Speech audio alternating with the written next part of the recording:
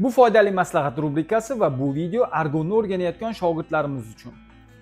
Argonda xuddi elektrosvarkadagi kabi elektrod bo'ladi. Faqat elektrosvarkada elektrod yonib tomon bo'lsa, argonniy svarkada erimaydigan elektrod. Bu volfram va volframni o'z turlari bo'ladi.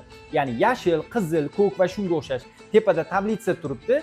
AC deb yozilgani alyumin, DC deb yozilgani alyumindan tashqari barcha metallar, xoh u chugun bo'lsin, qora metal bo'lsin, nerjaveyka bo'lsin, mis bo'lsin, latun bo'lsin, farqi yo'q.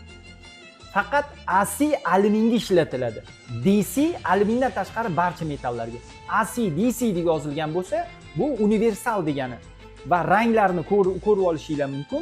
Bozorga borib volfram so'rash paytida sizga yashilini universal deganda mana shu tablitsani ko'rib olishinglar mumkin. Screenshot qolsangiz sizga foydali bo'ladi.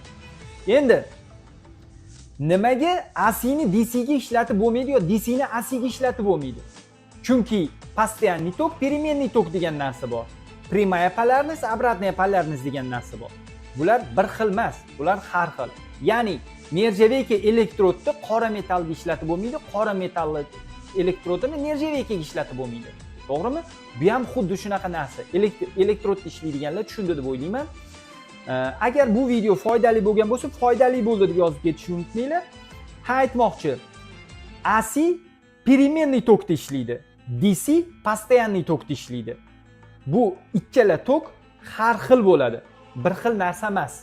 Agar bu informatsiya xato bo'lsa, kommentariyada nimaga xatoligini va qanaqa ishlashini yozib ketsanglar, o'rganib kelayotganlarga foydali bo'ladi. Hammaga sog'lik, omonlik. Video foydali bo'lgan bo'lsa, foydali bo'ldi deb yozib ketishni unutmang. Professional svarshik bo'lishga shoshiling. Biz 100 dan ortiq shogirdlarni muvaffaqiyatli tayyorladik. Tajribali ustozlar, zamonaviy uskunalar va qulay yotoqxona sizni kutmoqda. Hoziroq qo'ng'iroq qiling va o'zingizni yangi kasbga tayyorlang. Joylar cheklangan.